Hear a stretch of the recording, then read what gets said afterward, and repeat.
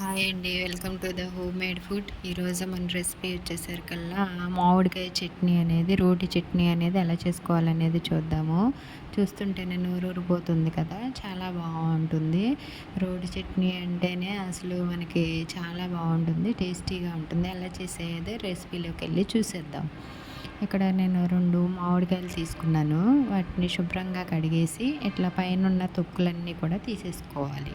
చక్కగా పైన ఉన్నటువంటి తొక్కులన్నీ కూడా తీసేసుకొని మళ్ళీ శుభ్రంగా కడుక్కోవాలి. పైన సొన అనేది ఉంటుంది కాబట్టి శుభ్రంగా కడుక్కోవాలి. కడుక్కున్న తర్వాత ఇట్లా మీడియం సైజులోని ముక్కలు కట్ చేసుకోవాలి. ఇట్లా నేను వీడియో క్లిప్లో చూపించిన విధంగా ఇట్లా మీడియం సైజులోని ముక్కలుగా కట్ చేసుకోవాల్సి ఉంటుంది. ఇలా ముక్కలుగా కట్ చేసుకున్నటువంటి వాటిని మొత్తాన్ని కూడా మనం రోట్లో వేసుకొని దంచుకుంటే రోటి చట్నీ అనేది రెడీ అయిపోతుంది.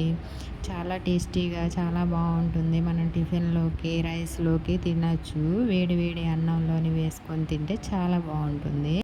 రోల్ అనేది నీట్గా కడుక్కొని దానిలోకి ఒక 10 ఎండుమిరపకాయలు తీసుకున్నాను. పచ్చిమిర్చితో కూడా చేసుకోవచ్చు. ఎండుమిర్చి తీసుకొని దంచుకుంటున్నాను. మీకు కారానికి సరిపోయినంత వంటి ఎండుమిర్చి తీసుకోండి. కారం అనేది ఎక్కువ కావాలంటే ఎక్కువ తీసుకోండి. కొంచెం సాల్ట్ వేసి ఒక స్పూను మొత్తం నలగొట్టుకున్నాను మెత్తగా. తర్వాత మనం మీడియం సైజులో ముక్కలు కట్ చేసుకున్నాం కదా, మామిడికాయ ముక్కలు అవన్నీ కూడా వేసుకొని ఇట్లా మెత్తగా దంచుకోవాలి. కొంచెం నిదానంగా మెత్తగా దంచుకుంటే చాలా బాగుంటుంది, టేస్ట్ ఉంటుంది. రోటి పచ్చడి టేస్టే వేరండి. మిక్సీలో పడితే త్వరగా అయిపోతుంది కానీ అసలు అంత టేస్ట్ రాదు. రోట్లో చేసుకొని చూడండి, చాలా బాగుంటుంది. మీకు రోల్ అవైలబుల్గా లేదు అంటే చిన్న చిన్న రోల్స్ అనేవి ఉంటున్నాయి కదా మార్కెట్లోనే, వాటిలో తెచ్చుకొని అయినా దంచుకోండి. కొంచెం చాలా బాగుంటుంది, టేస్టీగా ఉంటుందండి. ఇలా దంచుకున్న తర్వాత మెత్తగా రెడీ అయిన తర్వాత చక్కగా అట్లా మెత్తగా రెడీ అయిపోయిన తర్వాత మొత్తాన్ని తీసేసుకొని మనం పోపు పెట్టేసుకోవడమే. త్వరగా అయిపోతుంది కానీ చాలా టేస్టీగా ఉంటుంది. అసలు అన్నం మొత్తం కూడా ఇదే పచ్చడితో తినేయాలన్నట్లుగా ఉంటుందండి, చాలా బాగుంటుంది. ఒకసారి మీరు కూడా ట్రై చేసి చూడండి. ఇలాగా ఇప్పుడు సీజన్లోని మామిడికాయలు దొరుకుతున్నాయి కదా, వాటిని తెచ్చేసుకొని ఇట్లా పచ్చడిలాగా రోటి పచ్చడి చేసుకొని తినండి, చాలా బాగుంటుంది. వీటితో ఏది కూడా సరిపోదండి, అంత బాగుంటుంది, టేస్టీగా ఉంటుంది. ఇట్లా మెత్తగా దంచుకుంటున్నాం కదా, ఇలా మెత్తగా దంచుకున్న తర్వాత దీన్ని మొత్తాన్ని కూడా మనం ఒక ప్లేట్లోకి కానీ గిన్నెలో కానీ తీసేసుకోవడమే. తీసేసుకుంటే మనకి మెత్తగా నలిగిపోయినటువంటి పచ్చడి అనేది రెడీ అయిపోతూ ఉంటుంది. గ్రైండర్, మిక్సీ కన్నా రోట్లో దంచుకున్నటువంటి పచ్చడి అంటే చాలా బాగుంటుంది, టేస్టీగా ఉంటుందండి.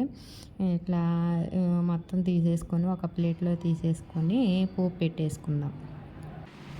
ఒక ప్యాన్ తీసుకొని దానిలో 2 టేబుల్ స్పూన్ల ఆయిల్ వేసి, ఆయిల్ హీట్ అయిన తర్వాత పోపు దినుసులు, కచ్చాపచ్చా దంచుకున్నటువంటి వెల్లుల్లి రెబ్బలు 4, ఎండుమిరపకాయలు, తర్వాత కరివేపాకు, తర్వాత కొంచెం ఫ్రై అయిన తర్వాత ఇంగువ ఇవి వేసేసి స్టవ్ ఆఫ్ చేసేసుకొని తర్వాత ఈ మనం రుబ్బుకున్నటువంటి పచ్చడిని వేసి కలుపుకోవాలి. ఇలా కలుపుకొని ఆ వేడి మీద కొంచెం సేపు దీన్ని ఫ్రై అయ్యేలాగా ఫ్రై చేసుకోవాలి. అంటే స్టవ్ అనేది ఆఫ్ చేసేసుకొని ఆ వేడంతా కూడా దీనికి పట్టేటట్టుగా, ఎందుకంటే దీనిలో ఉన్న పచ్చి వాసన అనేది పోయేంతవరకు కానీ ఎండుమిరపకాయలు పచ్చిగా ఉన్నాయి కదా, కారం వాసన అనేది లేకుండా ఉండేలాగా చూసుకొని ఉప్పు అంతా సరిపోయిందా లేదో చూసుకొని స్టవ్ ఆపేసుకొని ఇంకా మనం తీసేసుకొని కొంచెం వేడివేడి అన్నంలో వేసుకొని తింటే చాలా బాగుంటుంది, టేస్టీగా ఉండవు.